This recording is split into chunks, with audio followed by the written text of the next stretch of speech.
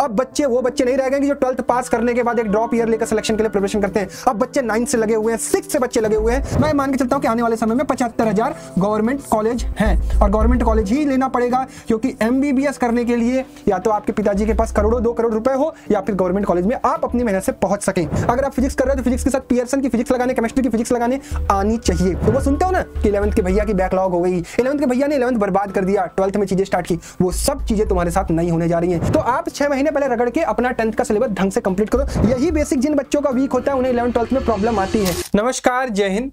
Video start करने से पहले मैं एक छोटा सा डिस्क्लेमर देना चाहता हूं कि ये वीडियो उन बच्चों के लिए है जो अपने गोल्स को लेकर बहुत ज्यादा सीरियस हैं। उन्हें चीजें क्लियर है कि उन्हें आज के 3 साल बाद कहां पहुंचना है और उसका वो प्रोसेस समझना चाहते हैं। ये वीडियो अगर पेरेंट्स देख रहे हैं तो आप भी चीजों को ध्यान से समझिएगा और सिर्फ वीडियोज को अलग अलग जगह से प्लेटफॉर्म से देखने से कुछ नहीं होगा। आपको और आपके बच्चे को मेहनत करना पड़ेगा। अगर स्टूडेंट देख रहा है तो आपको मेहनत करना पड़ेगा, तब चीजें आसानी से क्रैक हो पाती है आज के 3 साल 4 साल बाद, अगर 9th 10th का बच्चा चीजों को देख रहा है तो। ठीक है, आप सभी लोगों का बहुत बहुत स्वागत है। नमस्कार, जय हिंद। मेरा नाम किशन जायसवाल है और आप सभी लोग रैंकर्स 9th 10th के फाउंडेशन प्लेटफॉर्म पर हैं, जहां पर मैं कॉम्पिटिटिव एग्जाम के साथ साथ आपको बोर्ड्स की हेल्प करता हूं। तो आज के इस वीडियो में हम समझने वाले हैं कि 3 साल का आपका रोड मैप क्या होने जा रहा है। और रोड मैप को समझने से पहले मैं चाहता हूं कि आप सभी लोग कमेंट बॉक्स में लिखें कि आप किस IIT को टारगेट कर रहे हो या फिर किस एम्स को टारगेट कर रहे हो। मैं चाहता हूं कि आप टॉप प्रायोरिटी रखो, क्योंकि अगर आपके बड़े गोल्स होंगे तो आप मेहनत भी उसी तरीके से करोगे, क्योंकि 3 साल तक आप गोल निर्धारित होकर काम करोगे तो शायद आपको इसको चीजों को अचीव करने में ज्यादा हेल्प मिलेगी।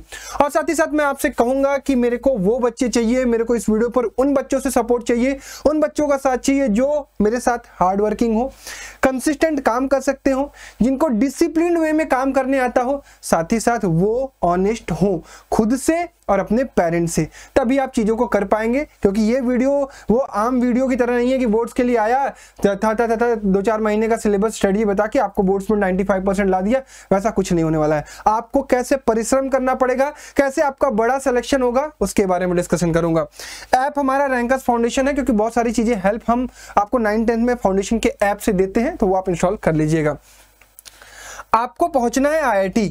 अगर जो बच्चे जेई को टारगेट कर रहे हो, या तो IIT पहुंचना चाहते हो या NIT पहुंचना चाहते हो, इससे कम में बात नहीं करनी है, इससे कम सोचना नहीं है और 3 साल में आप पहुंचोगे, इसकी गारंटी मैं देता हूं। आप सभी लोगों को पता होगा कि एक होता है जेई मेंस, हल्का हल्का बस चीजें बता रहा हूं, मेन रोड मैप पर बात करेंगे। फिर होता है जेई एडवांस। अगर आपकी जेई मेंस में अच्छी रैंक आती है तो आप जेई एडवांस में बैठोगे, यानी जेई मेंस क्वालिफाई करने के बाद एडवांस में बैठोगे। एडवांस में अच्छी रैंक आएगी तो आप IIT में जाओगे। एडवांस में अच्छी रैंक नहीं आ पाई, मेंस में अच्छी रैंक आई है तो आप NIT जाओगे। थोड़ा सा मैं आपको वो बता देता हूं, अलग अलग वीडियोस में बताता हूं कि भाई कंपटीशन का लेवल क्या है, क्यों मैं कहता हूं कि आपको बहुत मेहनत करनी पड़ेगी। कंपटीशन का लेवल यह है कि भाई साहब 15 लाख बच्चे बैठते हैं, जिनमें से आपके आने वाले समय में और बढ़ भी सकते हैं। मैं अनुमान लगा रहा हूं कि 15 लाख बच्चे आपके सेशन में बैठेंगे 2028 में, जिसमें से 3 लाख बच्चे जेई मेंस क्वालिफाई करेंगे, 12 लाख बच्चे यहां से निकल जाएंगे। और वो 12 लाख पढ़ते नहीं है, इसीलिए वो निकलते हैं। 3 लाख बच्चे, और इन 3 लाख में से मान के चलिए कि 20,000, चलो मैं 20,000 बच्चों को मान करता हूं वो IIT में पहुंचेंगे, और इसके अलावा 30,000 बच्चे मैं कहता हूं कि NIT में पहुंचेंगे। यानी सिलेक्शन 50,000 बच्चों का ही होना है 15 लाख के बच्चों में से। यानी सिलेक्शन के लिए आपको फाइट करना पड़ेगा। अलग अलग जगह बच्चे फाइट कर रहे हैं। अब बच्चे वो बच्चे नहीं रह गए जो 12th पास करने के बाद एक ड्रॉप ईयर लेकर सिलेक्शन के लिए प्रिपरेशन करते हैं। अब बच्चे 9th से लगे हुए हैं, 6th से बच्चे लगे हुए हैं। तो अगर आप ब्रिलियंट बनना चाह रहे हो, अगर आप 3 साल में फोड़ना चाह रहे हो, तो चाहे जब आपको जागना पड़ेगा, क्योंकि जितना लेट करोगे पीछे की जनता आपके साथ आपके पीछे काम कर रही है। उसे जहां पहुंचना है वो अपनी तैयारी कर रहा है, आपको भी करना है तो आपको भी करना पड़ेगा। ये हाल है IIT में पहुंचने, NIT में पहुंचने का। बात करता हूं मेडिकल कॉलेज एम्स की, जो नीट का पेपर होता है, सिर्फ नीट एक ही पेपर होता है जिसके स्कोर के बेसिस पर आपको सिलेक्शन मिलता है। एम्स की बात करो, एम्स के में पहुंचने से पहले आपको मान के चलिए कि आपके आते आते, क्योंकि इतने ज्यादा इसमें अटेम्प्ट दिए गए हैं कि आपके आते आते 2028 में 30 लाख बच्चे बैठेंगे। 30 लाख बच्चों में से मैं मान के चलता हूं कि आने वाले समय में 75,000 गवर्नमेंट कॉलेज हैं और गवर्नमेंट कॉलेज ही लेना पड़ेगा, क्योंकि MBBS करने के लिए या तो आपके पिताजी के पास करोड़ों 2 करोड़ रुपए हो या फिर गवर्नमेंट कॉलेज में आप अपनी मेहनत से पहुंच सकें। 75,000 में से आने वाले समय में 1,000 ही सीट है top medical college of India, that is AIIMS. यानी 30 लाख बच्चों में से 1000 बच्चे ही एम्स पहुंच पाते हैं। अगर मैं बताऊं कि आज 720 के पेपर में हाल ये है कि 670 प्लस स्कोर करने पर आप पहुंच पाते हो एम्स में। तो अगर आपको नीट क्रैक करके एम्स पहुंचना है तो आपको ये टारगेट करना पड़ेगी। आपकी एक्यूरेसी कितनी तगड़ी होनी चाहिए आपको समझ में आ रही होगी। चलिए आ जाते हैं अपने पॉइंट पर। अब आपके पास है 3 साल। अगर आप क्लास 10th में पढ़ रहे हो और मेरी वीडियो आप तक पहुंची है, किसी ईयर में पहुंची है, सपोज ये वीडियो मेरी 2028 में पहुंच रही है, तो वहां से 3 साल जोड़ लेना। इसी चीज को फॉलो करना, डेफिनेटली तुम अच्छा करोगे। Class 10th, class 11th, class 12th। मैं आपको अभी इस वीडियो में कह रहा हूं कि बोर्ड्स आपका बेकार हो, बढ़िया हो, स्कूल में कैसी परफॉर्मेंस हो, आपके नोटबुक कैसे बन रहे हो, इससे मुझे फर्क नहीं पड़ता है। मुझे फर्क पड़ता है कि ये 3 साल मेरे साथ आप कैसे मेहनत करोगे, जो स्ट्रेटजी बताऊंगा उससे किस तरीके से फॉलो करोगे। क्लास 10th में आपको मिलेगा बोर्ड, और मैं कहूंगा कि बोर्ड पर आपको ध्यान नहीं देना है। आपको ध्यान देना है क्लास 10th के कोर सब्जेक्ट पर। वो कोर सब्जेक्ट कौन कौन से हैं? Math, physics, chemistry. जो बच्चे जेई टारगेट कर रहे हैं और जो बच्चे नीट टारगेट कर रहे हैं, मैथ को बिना छोड़े वो बायो भी पढ़ेंगे क्लास 10th में। और ये क्लास 10th में आपको सीखना है कि पढ़ना कैसे है। सबसे पहली चीज, you have to be top. आपको टॉप पर रहना पड़ेगा, आपको टॉप पर बरकरार रखना पड़ेगा। अपनी क्लास में अगर 50 बच्चे हैं तो 50 बच्चे में टॉप 2 में आपको रहना पड़ेगा। और नहीं रह पा रहे हो तो उसके लिए पुश करो, अभी से पुश करो। ये चीजें आप 10th में करोगे, बेसिक्स पर ध्यान दोगे, मैथ, फिजिक्स, केमिस्ट्री, बायो। अगर 9th वीक है तो 9th को भी इंक्लूड करवाऊंगा, आगे की चीजें बताऊंगा। फिर आओगे आप क्लास 11th में, जहां से आपकी प्रिपरेशन स्टार्ट होगी। क्लास 11th में अगर बच्चा पीसीएम लेगा तो वो जेई के लिए प्रिपेयर कर रहा होगा, पीसीबी लेगा तो वो नीट के लिए प्रिपेयर कर रहा होगा। मैथ स्ट्रांग होगी तो यहाँ फिजिक्स केमिस्ट्री में प्रॉब्लम नहीं आएगी, अदरवाइज बायो स्ट्रीम के बच्चों को मैथ्स में भी प्रॉब्लम आएगी। यानी इसलिए 10th में मैथ को छोड़ नहीं सकते हो। क्लास 11th का पूरा साल है, क्लास 12th का पूरा साल है। आपको अपने फ्रेश अटेम्प्ट में इस एग्जाम को क्वालिफाई करना है, क्योंकि सबसे आसान तरीका है फ्रेश अटेम्प्ट में चीजों को क्वालिफाई करने का। क्योंकि आपको क्लास 11th को पढ़ने के लिए पूरा साल मिलता है, क्लास 12th को पढ़ने के लिए पूरा साल मिलता है। और अगर 10th में आपने चीजें स्टार्ट कर दी होंगी, 10th से आप मेहनत करना शुरू कर चुके होंगे, जो चीजें बच्चे 11th में जाकर स्टार्ट करते हैं, तो डेफिनेटली आप इन 2 सालों में इस एग्जाम को क्रैक कर रहे होंगे। अब आगे बढ़ते हैं। प्रिपरेशन स्ट्रेटजी, प्रिपरेशन जर्नी क्या होने जा रही है? प्रिपरेशन जर्नी ये होने जा रही है कि 3 साल में आपको लेना है सिलेक्शन। यानी आपके दिमाग में आपका गोल हमेशा प्रिपेयर्ड रहना चाहिए, और उसके लिए आप काम करना शुरू कर चुके होगे। जो शुरू में मैंने 3 बात बोली, you have to be hard working, consistent, disciplined. ये चीजें अपने अंदर डालना शुरू कर। जो मजाक मस्ती, इधर उधर की चीजें, ये कर ले, वो कर ले, ये एंजॉयमेंट कर ले, इससे सिलेक्शन नहीं होते हैं। इससे आप एवरेज बच्चे बनोगे। एवरेज बच्चे लाइफ भर स्ट्रगल करते हैं। आपको टॉपर बनना पड़ेगा, क्योंकि सीट्स कम है। जो बच्चे कहते हैं ना टॉप बन के क्या उखाड़ लोगे, तो अगर आपको जेई नीट जैसे एग्जाम्स क्रैक करने हैं, टॉप पर पहुंचना है, तो you have to be brilliant. और ब्रिलियंट बनने के लिए आपको मेहनत करना पड़ेगा। आपके दिमाग में चीजें अपने आप घुसती नहीं जाएंगी, उसके लिए रगड़ना पड़ेगा, प्रैक्टिस करना पड़ेगा। तो आपको गोल निर्धारित करने के बाद आपके पास एक रोड मैप होना चाहिए, जिसको फॉलो करके आप इस एग्जाम का सिलेक्शन कर सको। कैसे करोगे समझो। 3 साल का रोडमैप कुछ ऐसा रहने वाला है। क्लास 10th का आपके पास जितना भी टाइम बचा हुआ है, आप उम्मीद करता हूं कि जब भी ये वीडियो देख रहे हो, अगर 10th की स्टार्टिंग में ये वीडियो देख रहे हो तो बहुत बढ़िया बात है। आपको लगेंगे 6 से 7 महीने, 6 से 7 महीने 10th का सिलेबस कवर करने के लिए। और मैं कहूंगा कि अगर आपका 9th किसी कारण वीक रह गया है, तो इसी साल 10th में आप 9th को दोबारा पूरी तरीके से रिवाइज कर लीजिएगा। क्योंकि अभी मैं आपको दिखाऊंगा कि 9th और 10th किस तरीके से रिलेटेड होता है 11th और 12th से, जो कि बच्चे स्ट्रगल कर रहे होते हैं। क्लास 10th अगर मान लो मिड में, सपोज मेरी वीडियो आप तक पहुंच रही है अगस्त में, अच्छा कोई बात नहीं, और आपने स्कूल में थोड़ा बहुत पढ़ाई की है, थोड़े बहुत तो आप अच्छे होंगे, क्योंकि आप बड़ा एग्जाम टारगेट कर रहे हो, यानी पढ़ते तो हो, ठीक है। अगस्त में आप अगर चीजों को स्टार्ट करते हो तो यहां से 6 महीने जोड़ लेना, और 6 महीने रगड़ के अपने 10th को स्ट्रॉन्ग करना, मतलब 100% आपका आउटपुट आना चाहिए, इस लेवल का 10th आपका हो जाना चाहिए। सिर्फ बोर्ड लेवल नहीं, बोर्ड लेवल के बियॉन्ड कॉम्पिटेटिव लेवल के क्वेश्चंस लगाने आने चाहिए, ऑब्जेक्टिव क्वेश्चंस की प्रैक्टिस करने आनी चाहिए। अगर आप एनसीईआरटी कर रहे हो तो एनसीईआरटी के साथ आरडी करने आना चाहिए। अगर आप फिजिक्स कर रहे हो तो फिजिक्स के साथ पियर्सन की फिजिक्स लगाने, केमिस्ट्री की फिजिक्स लगाने आनी चाहिए। यानी अलग से आप competitive paper, competitive questions, exams attempt करना इसी साल से शुरू करोगे। और ये कंप्लीट करने के लिए आपके पास 6 महीने होंगे, और 6-7 महीने रगड़ोगे तो यहां से चीजें जब स्टार्ट करोगे किसी ऑफलाइन कोचिंग में या फिर किसी ऑनलाइन कोचिंग में, तो वो सुनते हो ना कि 11th के भैया की बैकलॉग हो गई, 11th के भैया ने 11th बर्बाद कर दिया, 12th में चीजें स्टार्ट की, वो सब चीजें तुम्हारे साथ नहीं होने जा रही हैं। ये 2 साल तुम्हें 11th को 11th में, 12th को 12th में करने के लिए आसानी से मिल जाएगी। अच्छा, ये भी मैं बात बता दे रहा हूं कि अगर कोई ये वीडियो अगले साल मान लो अप्रैल में देखता है, ठीक है, मैं फिर से वीडियो बनाता हूं, हर साल बनाता हूं, चीजों को समझाता हूं, अप्रैल में देख रहा है तो यहां से तो तुम्हारे पास बहुत फ्रेश 6 मंथ है, अप्रैल, मई, जून, जुलाई, अगस्त, सितंबर तक सिलेबस आप फिनिश कर दोगे।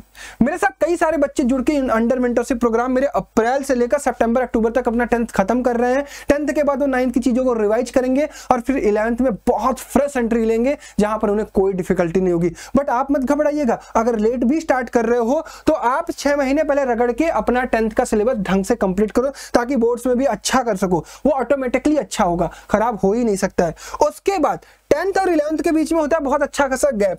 अगर आपने फरवरी में एग्जाम दे दिया तो आपको 11th कहीं भी कोचिंग में या स्कूल में स्टार्ट करने के लिए होता है अप्रैल का टाइम, बीच में मिलेगा आपको 1-1.5 महीना, 1 से 1.5 मंथ आपको मिलेगा।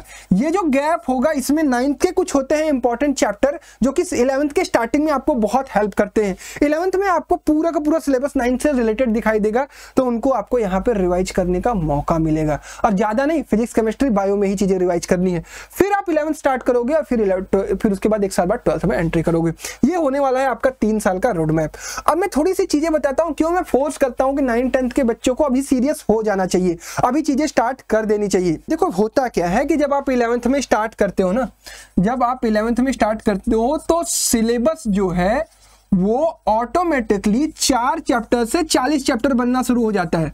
अब जो बच्चा साल भर में 4 चैप्टर पढ़ता था, उसी बच्चे को 40 चैप्टर पढ़ने के लिए दे दोगे तो उसे समझ में नहीं आएगा कि मैं करूं तो करूं क्या, मुझसे कैसे होगी चीजें। और डिफिकल्टी लेवल भी ऑटोमेटिकली बहुत तेजी से इंक्रीज करती है, क्योंकि सीबीएसई ने जो 9-10th का सिलेबस बनाया हुआ है बहुत आसान बनाया हुआ है। तो आपको अपनी सिचुएशन को अभी से थोड़ा डिफिकल्ट बनाना चाहिए। अब आप कहोगे ये कौन सी बात हुई? बिल्कुल आपको अपने आप को प्रिपेयर करना चाहिए कि हमें 11th के बैटल में कोई प्रॉब्लम ना आए। बड़े जंग के लिए जाने से पहले आपको प्रैक्टिस उसी तरीके से करनी पड़ती है ना। जब इंडिया वर्ल्ड कप खेलने जाती है तो उसके पहले practice match against the team भी खेलती है, आपस में तो खेलती है, अगेंस्ट टीम भी प्रैक्टिस मैच खेलती है, ताकि उस बड़े बैटल के लिए वो प्रिपेयर्ड रहो। तो आप जब 11th स्टार्ट करने जाओगे तो आप 9-10th में ना चीजों को थोड़ा सा एडवांस लेवल पर ले जाके सोचना शुरू करो, क्योंकि 9th की चीजें डायरेक्टली कनेक्टेड है 11th से। आप 9th में स्कूल में 10th में फिजिक्स में क्या पढ़ोगे पता है? मोशन पढ़ा था ना, यहां पर आपको डायरेक्टली काइनेमेटिक्स मिलेगा, ठीक है, आपको चीजें मिलेंगी। आपने यहाँ पर फोर्स एंड एनर्जी यहाँ भी पढ़ा था, ये सब कुछ काइनेमेटिक के अंदर आपको मिलेगा। प्रोजेक्टाइल वगैरह का नाम यहाँ नहीं सुनोगे, यहाँ पर इंक्लूड होने लगेगा। क्लास 10th में आप जैसे इलेक्ट्रिसिटी यहाँ पर पढ़ रहे हो ना, आप यहाँ पर इलेक्ट्रिसिटी पढ़ रहे हो तो यहाँ पर भी इलेक्ट्रोस्टैटिक पढ़ोगे आप, और यही बेसिक चीजें इंक्लूड होती हैं इसमें। इलेक्ट्रोस्टैटिक पढ़ोगे, कैपेसिटर पढ़ोगे, फिर उसके बाद जैसे मान लो लाइट यहाँ पर पढ़ते हो तो यहाँ पर जाकर ऑप्टिक्स पढ़ोगे, ऑप्टिक्स में चीजें पढ़ोगे आप, रे ऑप्टिक्स पढ़ोगे, वेव ऑप्टिक्स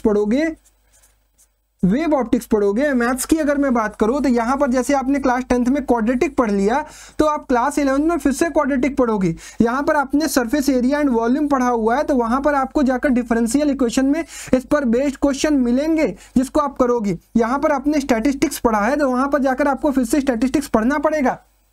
यहाँ पर आपने प्रोबेबिलिटी पढ़ी है तो वहां पर जाकर फिर से पढ़ना पड़ेगा। यही बेसिक जिन बच्चों का वीक होता है उन्हें 11th-12th में प्रॉब्लम आती है, वो बन जाते हैं एवरेज बच्चे जो बस सीखते रहते हैं। आपको यहाँ से अपना बेस स्ट्रांग रखना है। 6 महीने 7 महीने रगड़ो, 10th की चीजों को बहुत अच्छे से करो, ताकि आप जब 11th स्टार्ट करो तो आपका माइंडसेट और आप वेल प्रिपेयर्ड हो 11th के लिए। ये चीजें मैं कहता हूं कि हर बच्चे को 9th 10th में कर लेनी चाहिए। किसी कारणवश अगर आप 9th में स्टार्ट नहीं कर सके कोई बात नहीं, 10th में तो स्टार्ट करो चीजों को, अब से तो शुरू करो चीजों को। बहुत चीजें अवेलेबल हैं आज YouTube पर, फ्री कंटेंट है, अलग अलग बहुत कम प्राइस पर कोर्सेस अवेलेबल है, रिकॉर्डेड कोर्सेस अवेलेबल है, जिनको आप बहुत अच्छे से यूटिलाइज कर सकते हो। अगर आप स्टूडेंट हो एक अच्छे, आपको पता है कि चीजें आपके लिए क्या है, आपको मजाक मस्ती नहीं करनी, आपको चाहिए कंटेंट पढ़ने के लिए, वो चीजें अवेलेबल है मार्केट में, आपको यूज करने आना चाहिए। आपको 10th 9th को यूटिलाइज करना, इस चीज का ध्यान रखना, ठीक है। तो मैंने आपको ओवरऑल चीजें बताई कि आपको इस 9th 10th में क्या करना है, आपने क्या गलतियां नहीं करनी है। अब इंपॉर्टेंट चीज आ जाती है कि भैया क्या आप हमारी कोई हेल्प करोगे?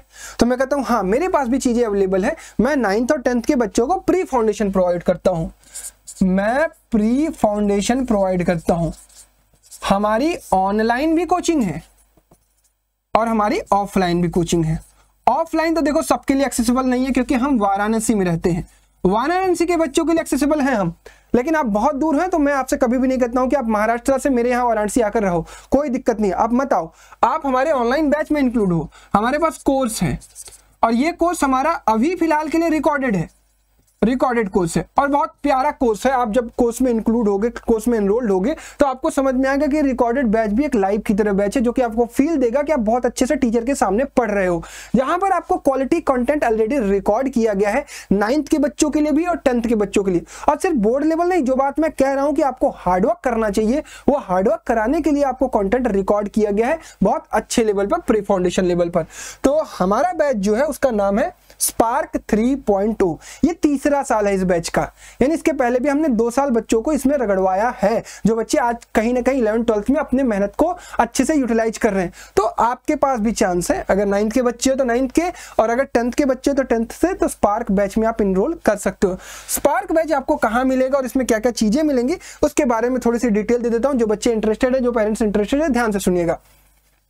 हम इसमें मैथ, फिजिक्स, केमिस्ट्री, बायोलॉजी, साथ ही साथ एक नया सब्जेक्ट रीजनिंग, आपके आईक्यू को बढ़ाने के लिए, क्योंकि एडवांस और नीट में इतनी अच्छी एक्यूरेसी करने के लिए आपको अपना आईक्यू बहुत स्ट्रॉन्ग करना पड़ेगा, आपको बनना पड़ेगा ब्रिलियंट। उसमें बहुत हेल्प करता है रीजनिंग। सभी कंटेंट प्री फाउंडेशन लेवल के साथ साथ बोर्ड को कवर करते हुए सीबीएसई बोर्ड के अकॉर्डिंगली बनाए गए हैं। लेक्चर्स रिकॉर्डेड हैं, कोई दिक्कत नहीं आएगी। हर एक लेक्चर के नोट्स अवेलेबल हैं। स्टडी मटेरियल हमारे रैंकर्स का ऑफलाइन का स्टडी मटेरियल आपको ऑनलाइन में प्रोवाइड किया गया है। हर एक चैप्टर के लिए आपके पास प्रैक्टिस सीट है, डीपीपीज है, ऑनलाइन टेस्ट इंक्लूड किए गए हैं, जो कि हमारे वेबसाइट और ऐप दोनों पर अवेलेबल है। अगर किसी क्वेरी है आपको, बैच रिलेटेड क्वेरीज, तो आप इसमें एनरोल कर सकते हैं।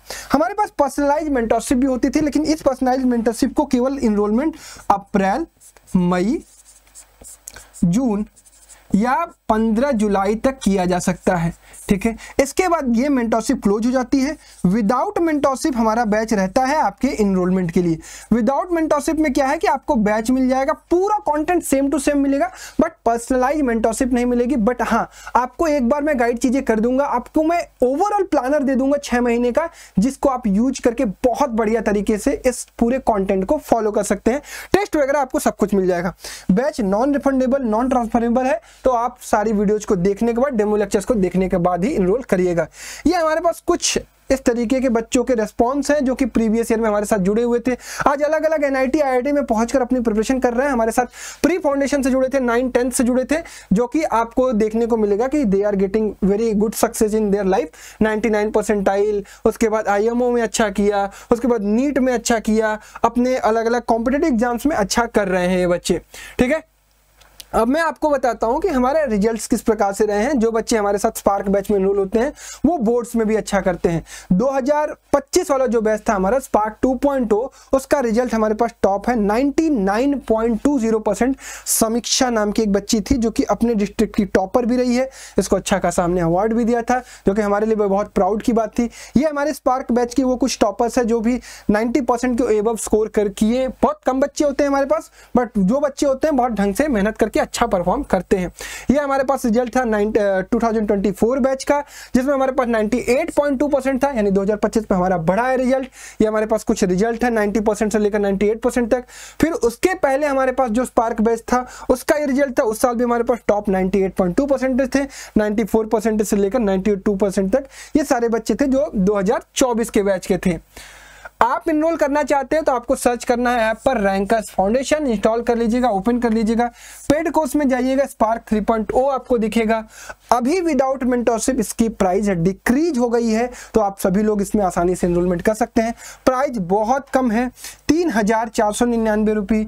इसमें आपको एक ऑफर भी मिल जाएगा 500 का ऑफ, और ये प्राइस आपकी हो जाएगी 2,999 रुपीज ओनली।